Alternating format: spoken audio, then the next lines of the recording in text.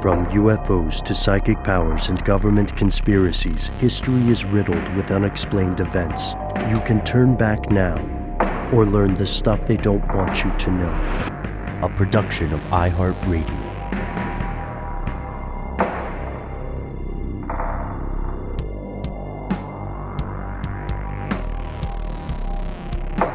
Hello, welcome back to the show. My name is Matt. My name is Noel. They call me Ben. We're joined as always with our super producer, Alexis, codenamed Doc Holliday Jackson. Most importantly, you are here. That makes this the stuff they don't want you to know. It is time for our weekly listener mail program where we get to hear from the best part of the show, you and your fellow conspiracy realists. We are going to, hear from our friend Big Shucks, who appears to have accepted the nickname that we pitched. We're going to get an update on some very strange culty news. But before we do any of that, we got a cavalcade of voicemails, right? Because there are some interesting tips that came our way.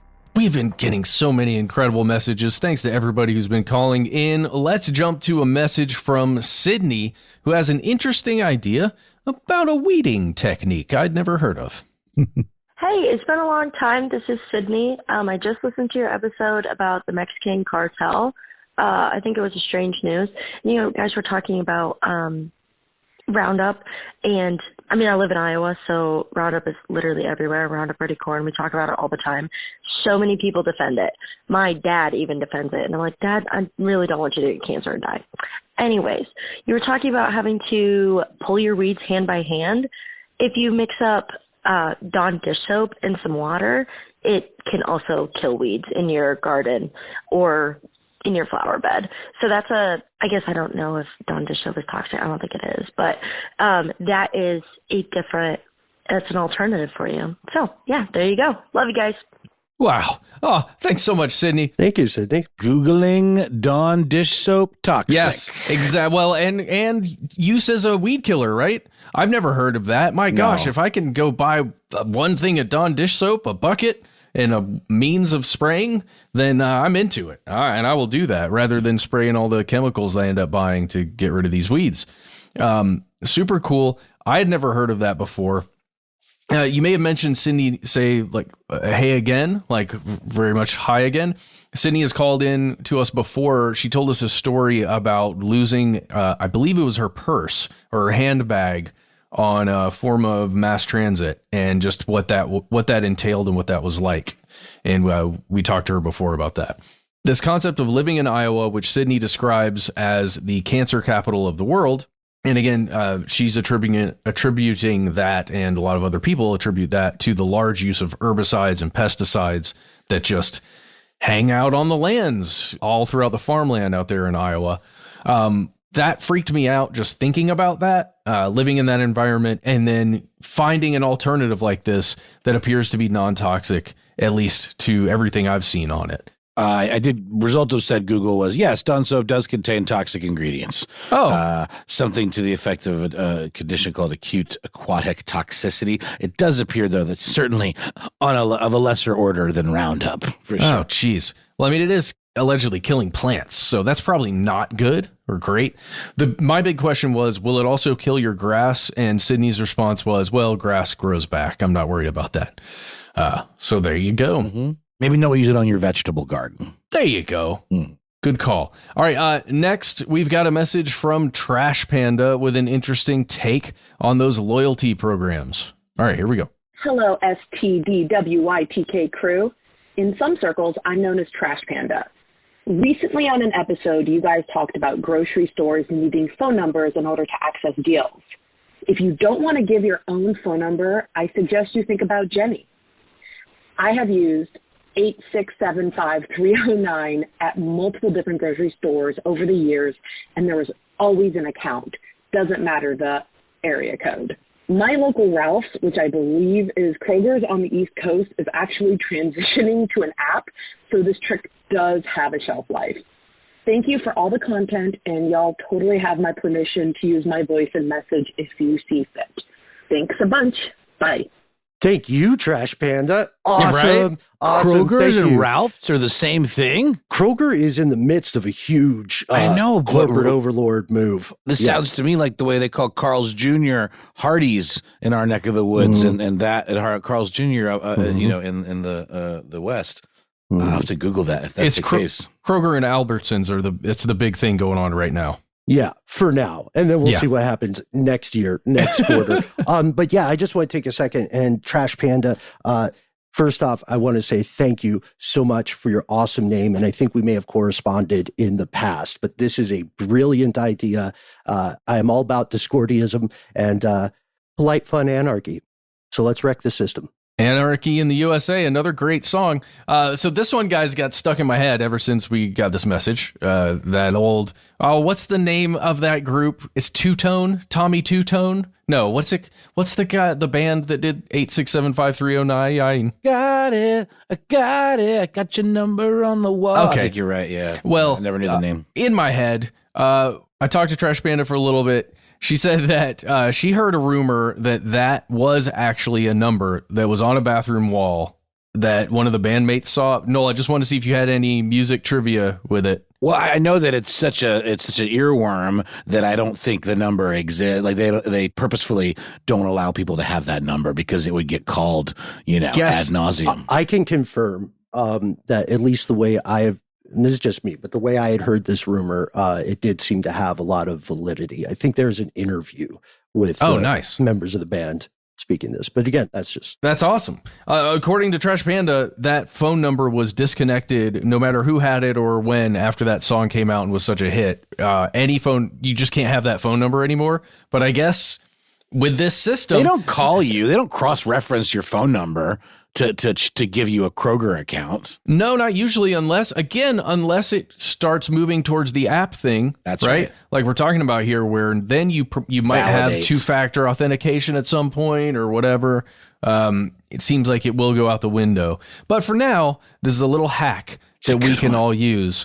And y'all, Ralph's is in the Kroger family of stores. It's like, you got to have brand recognition regionally. And for us, I guess it's Kroger. On the West Coast, it's Ralph's. Exactly. It was in the Big Lebowski, for crying out loud. And the last message we've got for today comes from Aframe. And this message has to do with our episode of Strange News where we're talking about cartels and moving high caliber weapons, pretty much military weapons. Hey guys, it's Aframe again, and I wanted to wait a day to call you, and I didn't really want to email this, but when you're talking about how the cartels have access to military-grade weaponry and it's being actively brought into Mexico and increasing violence there and leading to a lot of the fear-mongering happening here around illegal immigration and drugs, that is not new. I don't do hard drugs anymore. I just smoke my weed. Sometimes I'll take some mushrooms. I don't do anything else. I only really drink occasionally, and I just like beer, or like a nice cocktail. I don't really like going too hard. I'm too old for that. But when I was in high school in 2012 and 13, I can tell you that it was easier for me to get a hand grenade and a Mac 11 than it was for me to get alcohol because I had access to cocaine. And when you have access to cocaine, you do and always have had access to everything. So everybody who does coke, if they played it cool enough and asked the right questions, they could get a hand grenade. They could get an RPG. Maybe their dealer doesn't want them to know the full extent of who they know because they don't necessarily trust them. But if you have access to hard drugs like cocaine and ecstasy, you have access to any and everything from guns to people. The black market is just there, and there's really very little separation in those organizations in between selling one product and another. And Operation Fast and Furious, you guys certainly know about that. That was name dropped by my homeboy who had those hand grenades. He was like, you ever heard of Operation Fast and Furious? And I was like, yeah, isn't that thing people are mad at Obama about because they gave guns to cartels to see where they smuggled them to, see if they could catch them later? And he's like, yeah, want to see a hand grenade? And that's how it all started. So it was very laissez-faire, very casual, just normal to him. It wasn't new. It wasn't a conspiracy. It wasn't mind-blowing. He just had access to things from the military that they were bringing over the border, so it would be smuggled and they could track it and try to figure out where the smuggling routes were. And that's it. They've been doing it since like the 80s. Obama just got in trouble for it because he got in trouble for things. But he didn't start it. It's been going for a long time. It's going to go for a while. That's my personal experience with it. Makes me very uncomfortable to think about in the past how easy it was for me to get that stuff. Have a good day, guys. Wow. Never thought of that perspective. That's very interesting. Aframe always comes in with the best stuff, man. Dude, Aframe, you guys, if you're listening out there, you have no idea how often Aframe calls in with stuff. We're just like, oh, well, that's amazing, but this isn't the Aframe show, Aframe. You can't have amazing things every time, but you do every time. We have several of you out there do that, where it's just bangers every time.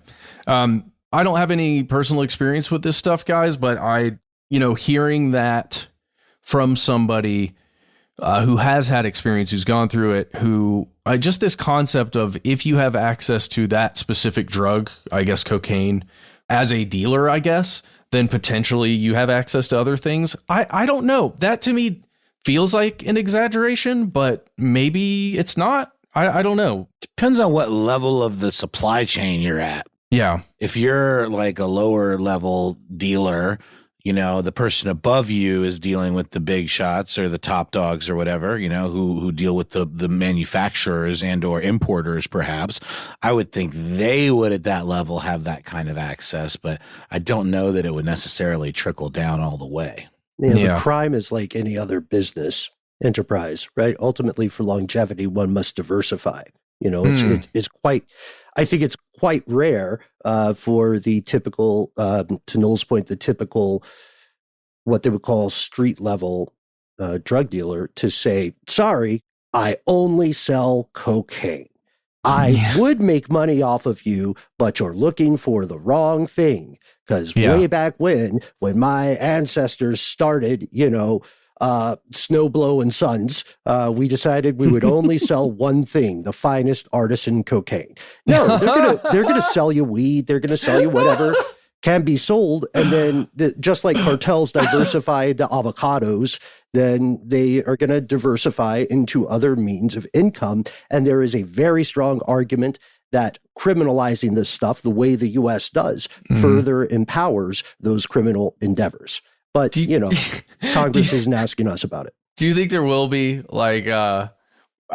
bespoke cocaine 100%. brands in Obviously. 10, 20 years? 100%. Wow.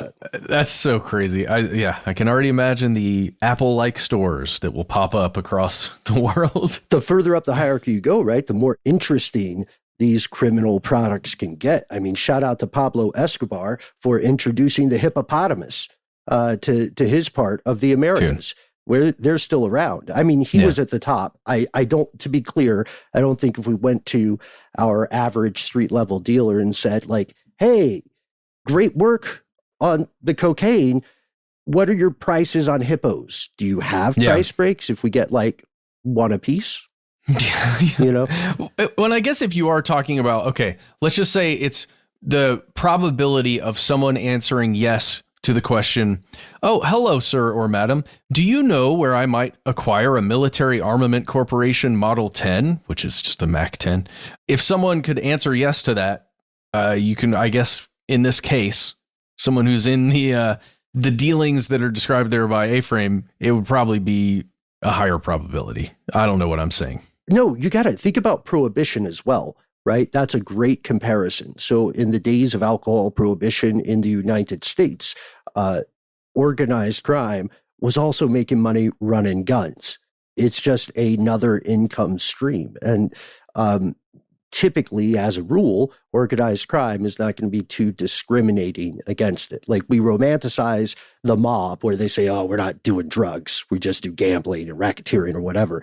But more and more often, they diversify. So it makes sense that you would be able to connect the drugs and the firearms. Diversify your vice. Well, thank you to everybody who, again, called in and everybody we just listened to there. We'll be right back with more messages from you.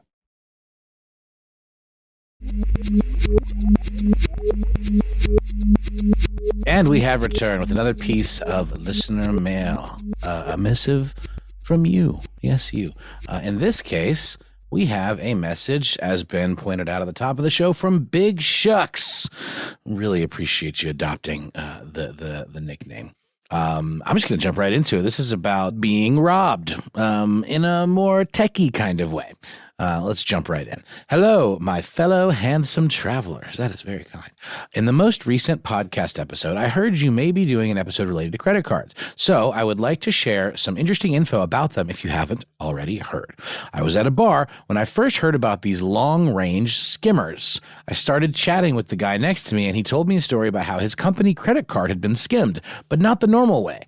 He hadn't even used his card on any device in the taxi. He used an app to pay for the ride. The only way they found the guy is because his company called him about 20 to 30 minutes after the taxi ride to downtown Seattle, and they asked him about a purchase of very expensive jewelry. Yikes. Police were able to get there pretty quickly and found the guy still in the store and arrested him. Apparently, there is a group within the Seattle PD that specifically deals with these kinds of issues. What you might think of as a card skimmer is a bit different from what happened in the above story.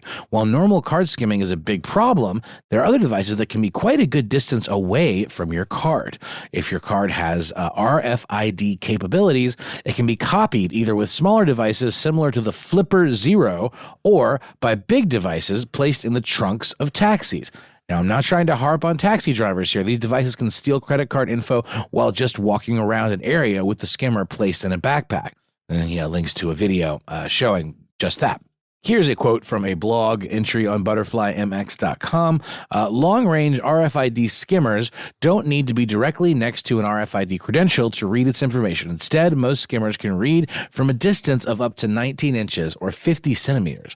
Here's a kicker. However, users can boost the power of an RFID skimmer with antennas or other long-range transmission technologies to try to collect data from further away.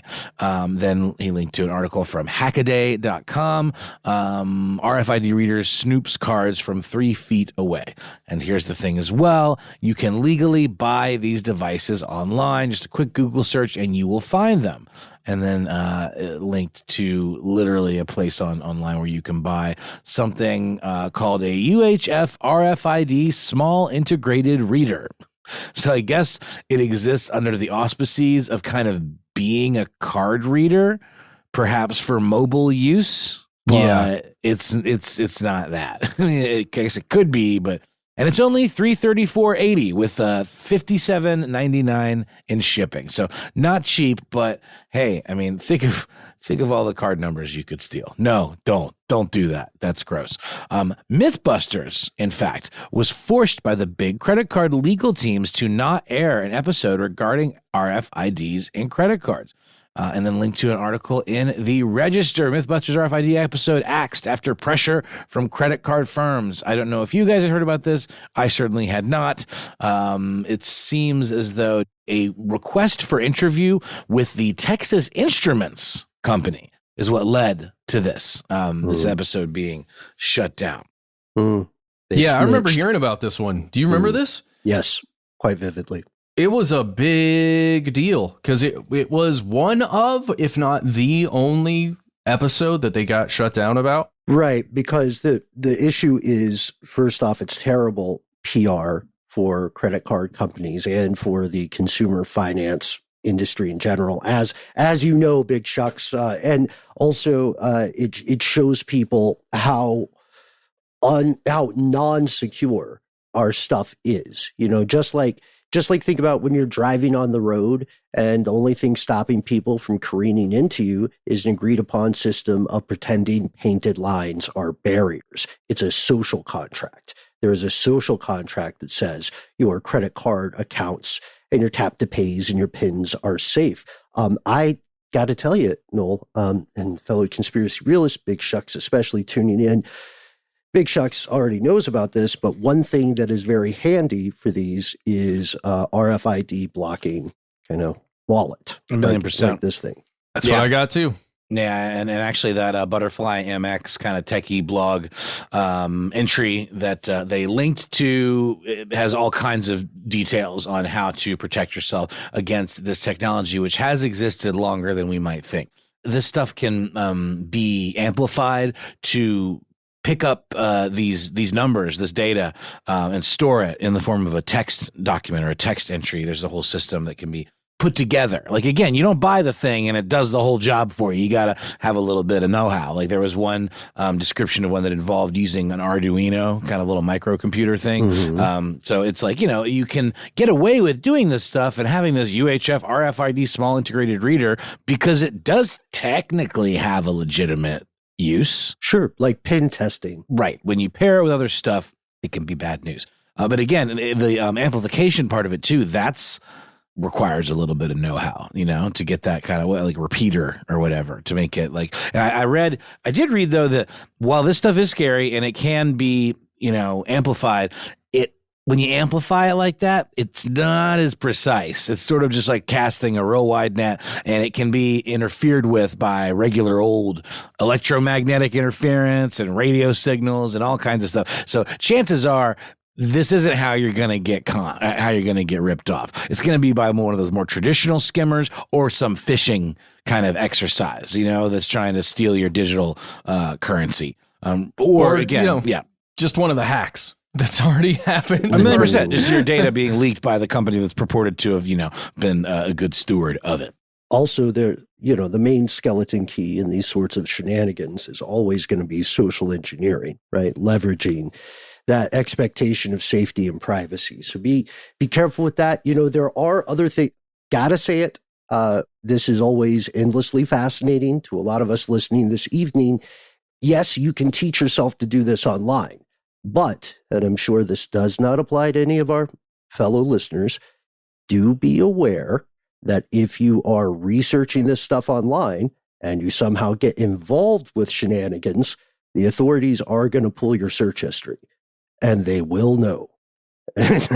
Well, it's interesting too. I mentioned this idea of requiring some technical know-how to kind of jury rig some of this stuff together. But now that I'm looking a little deeper into this product that's available on AliExpress, it already has the antenna. It looks like a router, basically. So again, maybe there's a legitimate use for this, but I don't know. Isn't AliExpress kind of like a little notorious for being sort of a hub for getting stuff you're maybe not supposed to have? Well, it's all the intention and the application of the technology. Like, again, to the point I'm making here, like, you can teach yourself to do this stuff in an afternoon. Legitimate testing, for anybody who's wondering what pen testing is a portmanteau for penetration testing. So you can help a company or a client evaluate how secure their electronic systems are. Or your own network, if you wanted to, right? If you've got... Some people have RFID fobs that gain you access to your home, to your property, to private areas, perhaps safes. So maybe you would be doing this to pen test your own facilities. Yeah. As well. Yep. Completely valid. A buddy of mine has been for a long time in security, like network security for large enterprise companies. And he does that with his home system. He routinely tries to figure out, if I wanted to, how could I get in? And then he's constantly plugging holes, and he knows what he's doing. So it's like it's basically there's a never ending series of issues that come up when hardware meets software, right? And I think this is going to be just an exciting little ongoing battle that we're going to be having for the rest of our human lives. It's an old war. One of the recommendations too on the Butterfly MX article that seemed to be sort of geared towards like rental property owners or maybe even landlords of like apartment complexes or, maybe developers was it is kind of like sort of like, is this better or worse? Moving more towards smartphone based access like we have to our office. There's an app, but it does require 2-factor authentication, and you do have to get this key provided to you that will expire. And it isn't, I guess it is RFID triggered, but there are layers that even give you access, and it requires, password entry using like single sign-in kind of stuff for your whole company. So again, surely there's a way to backdoor that as well, but Interesting stuff. It's also what I didn't realize in looking into this is that this stuff has been around a lot longer than one might think, especially for being something that maybe some of us hadn't been hip to yet. It's an old war again. Yeah. I'll tell you, one of my favorite MacGyver just for funsies project. There is one way to absolutely prevent skimming at a long range or from several feet away. And it's like a nuclear option. You could just build an EMP, like a one-use electromagnetic pulse device, and you can fit these inside of an Altoid tin. Like, you can build these.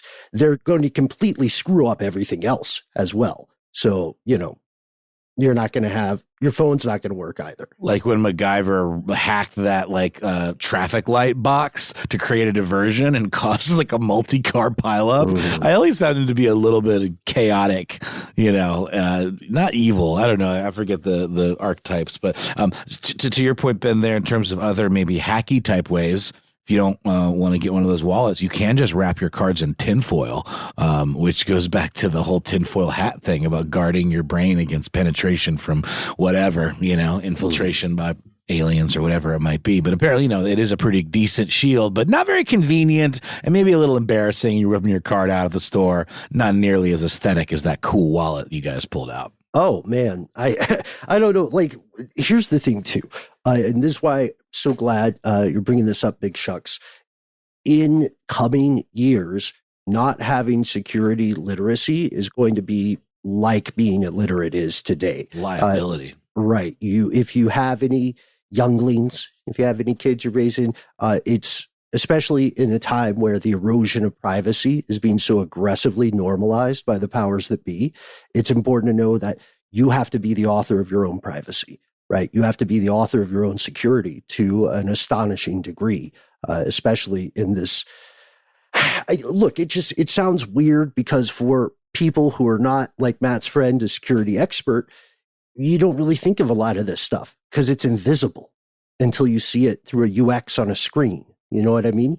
And that assumption is easily leveraged. This is making me even more paranoid. Maybe it's because the coffee's kicking in too.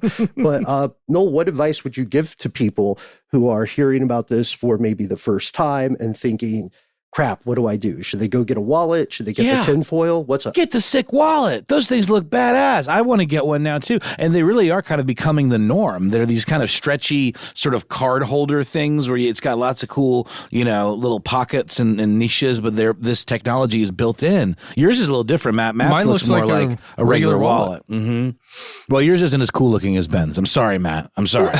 I'm just saying, if you want to go under the radar, you just get one of these. There you go. Yeah, you don't want one that looks cool. The reason this one is the way it is because very few people see it. Oh, fair enough. I'm just saying I have seen those types before, Ben, and have toyed with getting one, and I just didn't pull the trigger. But now, after hearing this, because again, I knew about skimmers, I knew about a lot of this stuff, didn't know about the long range stuff. But again, not to give you a sense of false complacency, there is a whole section on this article, and a couple that I've seen, where it's not an exact science. Mm-hmm. They can't target you and shoot a laser at you. It's sort of casting a wide net, and chances are, if you're outside and you're walking around and someone's not coming right up on you and bumping into you, it's gonna be a little bit hard for them to do it, even with those repeaters. If someone is executing something at above a certain level of precision, like that means they have thought about this and they're aiming for you specifically, then you have other problems. That's for damn sure. You got a stalker on your hands. They're going to take you for all you're worth. Oh, that sounds exciting. Be anonymous. Oh, Matt, you sicko.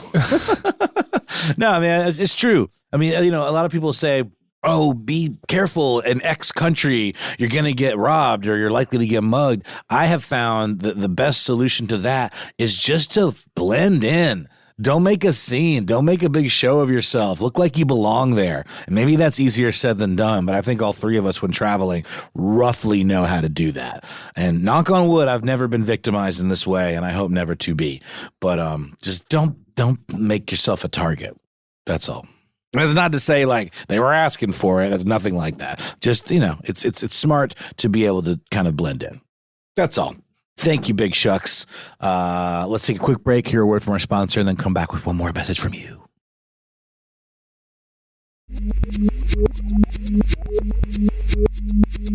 And we have returned with an update for something that I can't believe we missed earlier.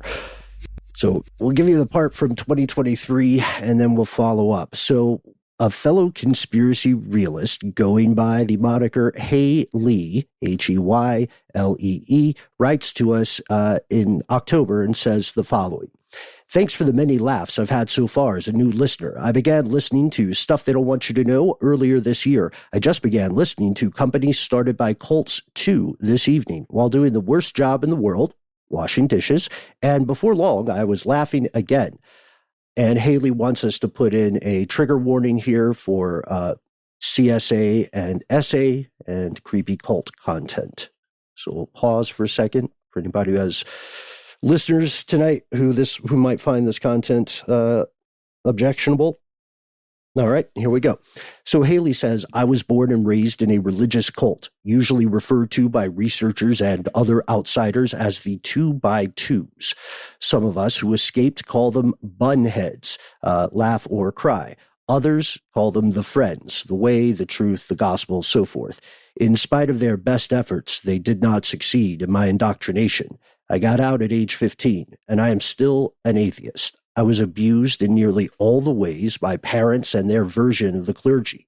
Recently, there has finally been some exposure in more mainstream press of the CSA and SA, so rampant for such a small population, round or less than 75,000 worldwide. There have been many excellent articles, books, and websites et al. For at least 30 years, produced mostly by former members. However, the cult still maintained invisibility to the general public overall. And I want to pause here because check me on this, guys. Keep me honest. I don't think we've talked about the 2x2s yet. It does not ring a bell to me. I am looking at this Vice article that you linked out to, Ben. Yeah. And this is some shadowy, creepy stuff that is unfamiliar to me. Yeah, the Vice article comes to us courtesy of HeyLee by Anna Merlin. A nameless insular religious sect is being rocked by a massive sexual abuse scandal. SA stands for sexual abuse. CSA stands for child sexual abuse. HeyLee goes on, before we get too much into this cult, which I think will be an episode in the future, HeyLee goes on and says, I've noticed you all are very gracious when talking about cults and religion. Just heard I am not implying Christianity is a cult per se in this episode I'm listening to right now, for example, and no one would ever say that Christianity or Catholicism are a cult, but I assure you, gentlemen, there are a lot of us who do consider them cults regardless of their size or how long they've succeeded in normalizing their unprovable fantasies. This is strong language, with their cannibalistic vampire mimicking, all the silly hats and sashes and dresses, and we say that out loud to anyone who can hear. A quick, legitimate way to assess whether or not a cult is a cult is to apply Dr. Stephen Hassan's BITE model. And this is, just to catch people up, the BITE model is something we talked about a little bit earlier, but it's a mnemonic. It stands for behavior, information, thought, and emotion, and how those things are controlled. And I think we're familiar with this, not just in Stuff They Don't Want You to Know, but in some of our other endeavors, correct? Yeah, and especially some of the serial killer things, at least that I've looked at in the past. These killers have often attempted to control those very things over their victims, like when they've got them captive prior to killing them. Mm-hmm.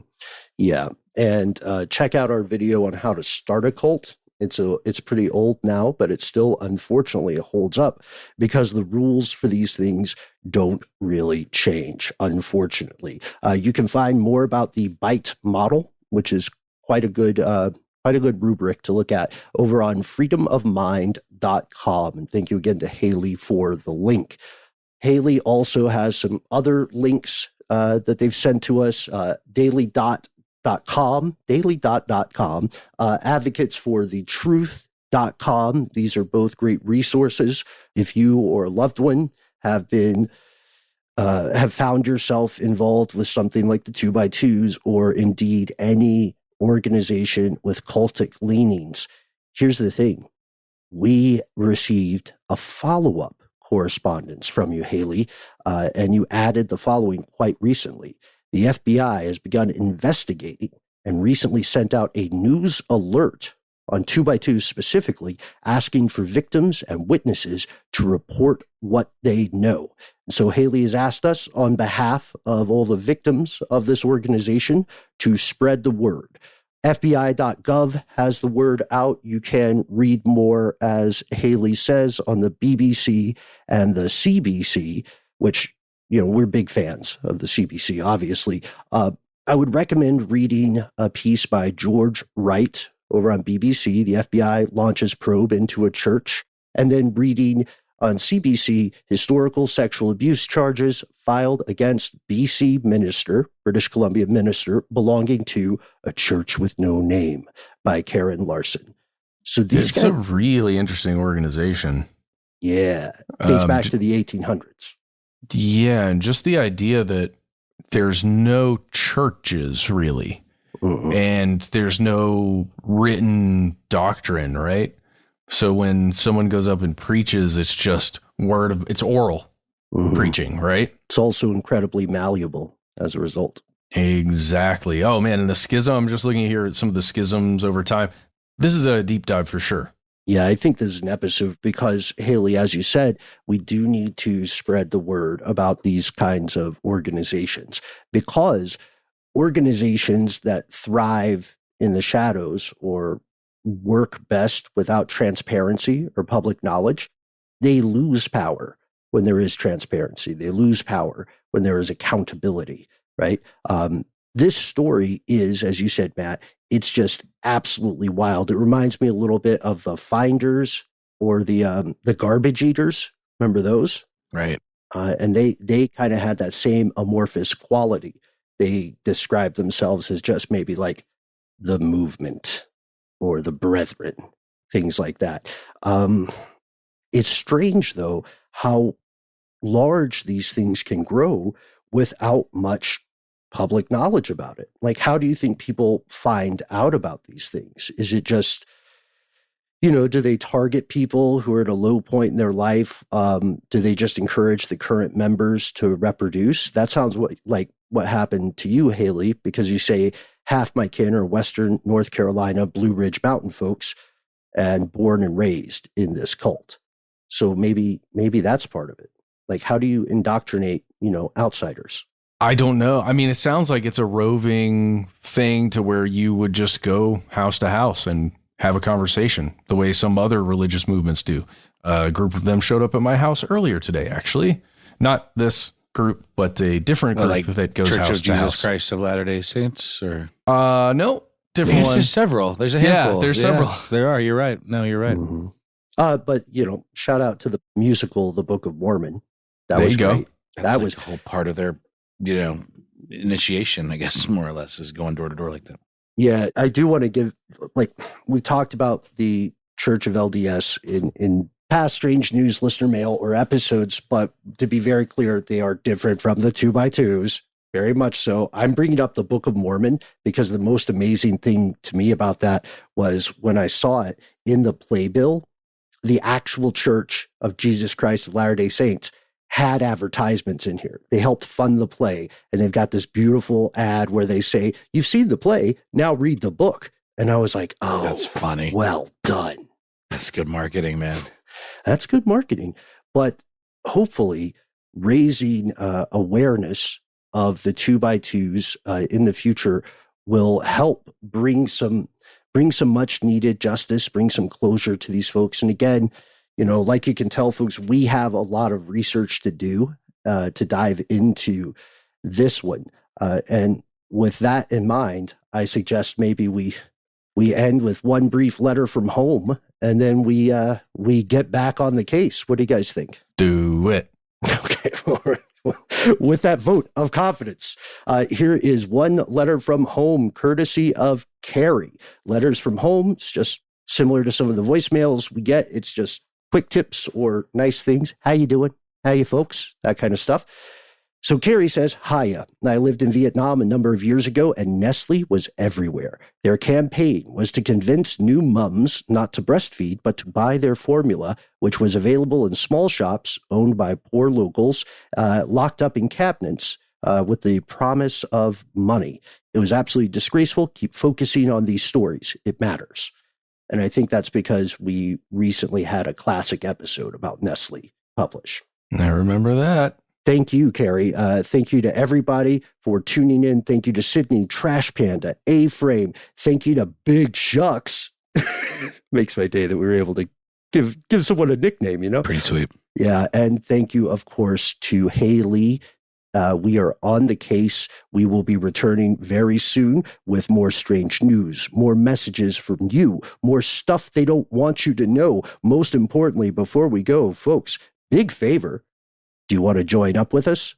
Do you want to share some stories or some leads with your fellow listeners? We'd love to have you, and we try to be easy to find online. That's right. You don't have to wait till we come and knocking on your physical door. You can reach out to us via the social media platform of your choice. We are Conspiracy Stuff on YouTube, where we have video content rolling out every single week on X, FKA Twitter, and also on Facebook, where we have our Facebook group. Here's where it gets crazy. You can also find us at the handle Conspiracy Stuff Show on Instagram and TikTok. Hey, we've noticed a couple of really nice reviews on Apple Podcasts and Spotify and other places. If you have an inkling of wanting to review the show, we would just recommend it. We would say thank you so much for doing so. It means a lot and it helps the show. So if you got some time, please do that. If you don't want to do that, why not call us? Our number is 1-833-STDWYTK. It's a voicemail system. You've got 3 minutes. Give yourself a cool nickname and let us know if we can use that name and your voice on the air. If you've got more to say than 3 minutes worth, if you've got links, if you've got attachments, why not instead send us a good old-fashioned email? In the spirit of reviews, thank you for bringing that up, Matt. Before we get to the email, we'd like to thank Ian the Phoenician, in particular, wrote a very kind review called Lighthouse in the Storm. I don't want to spoil it for you, but go check that out. And while you are on the tubes and the cables of the internet, yes, do send us an email 24 hours a day, 7 days a week. Be careful. Sometimes the void writes back. All you have to do is drop us a line where we are conspiracy@iHeartRadio.com.